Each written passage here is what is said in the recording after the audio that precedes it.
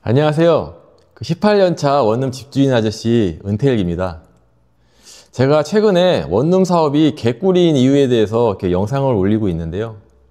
그 중에서 가장 눈에 자주 띄는 댓글이 진상 세입자 때문에 영혼이 탈탈 털린다는 이런 글인데요.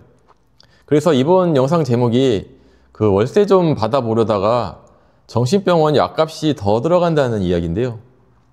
이것에 대해서 제가 18년간 운영하면서 발생한 사례를 먼저 말씀드리고 이에 대한 해결책도 좀 말씀을 드려볼까 합니다.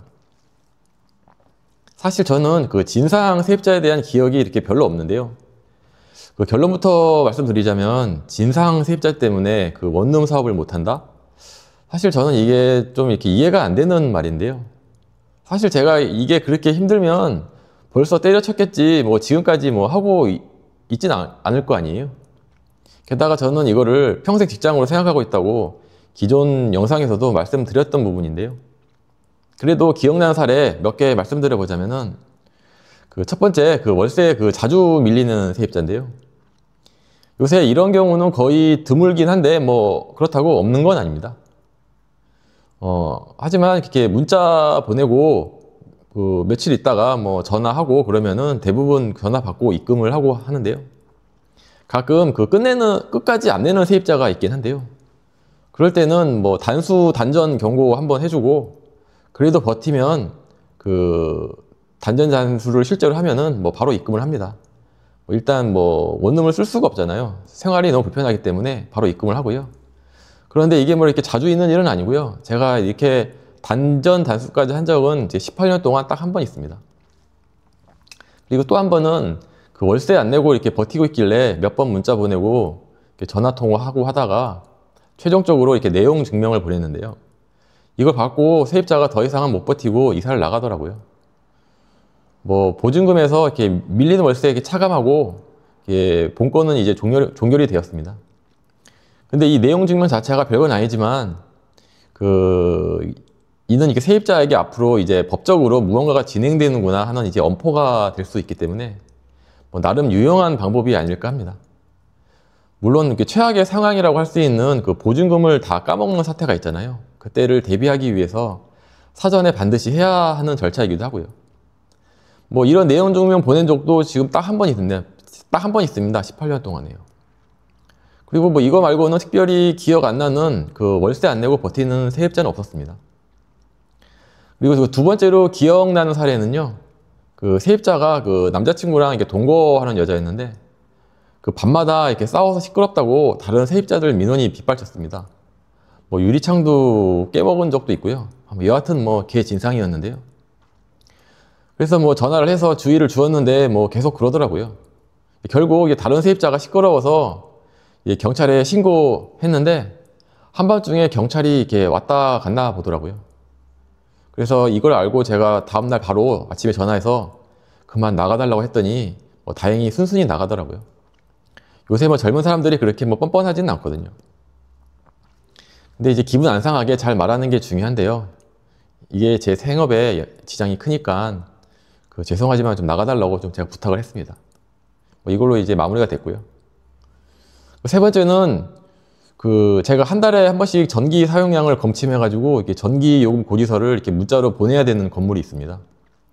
근데 한 번은 제가 착각해가지고 저번 달 거를 또 보냈거든요. 세입자가 그거를 받아보더니 저한테 전화를 해서 쌍욕을 하더라고요. 일 처리 잘 못한다고요. 아, 진짜 어이가 없잖아요. 정상이 아닌 여자였던 거죠. 분노 조절 장애인가 이런 거 있을 수도 있고요. 하여튼 정상이 아니었습니다. 아마 당시 통화가 녹음되는 기능이 있는 시대였더라면 아마 저는 녹음된 거를 기반으로 그냥 고소 먹였겠지만 그냥 대꾸하지 않고 그냥 끊었습니다. 이후에 그 여자는 제가 별다른 조치도 없었는데 개인 사정으로 이사를 나갔고요. 근데 결국 이 건은 제가 그냥 어이없이 쌍욕 얻어먹고 끝난 사건이 되었네요. 증거가 없으니까 제가 어떻게 할 도리가 없잖아요. 근데 이거 지금 생각해보니까 열받긴 한데요.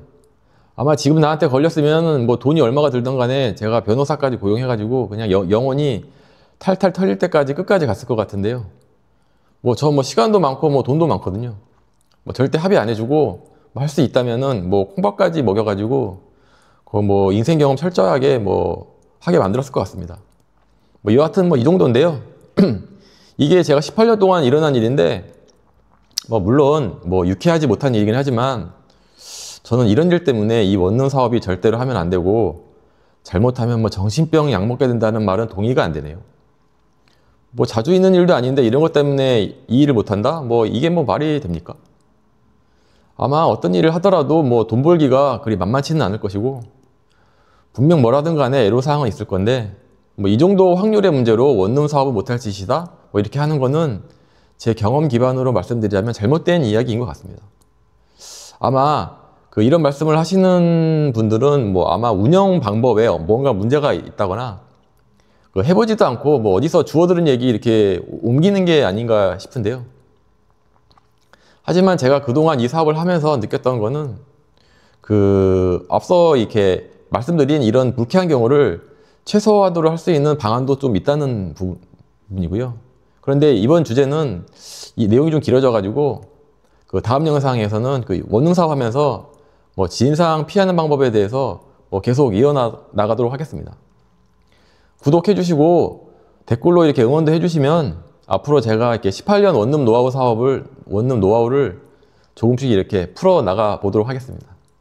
지금까지 긴 시간 시청해 주셔서 감사합니다.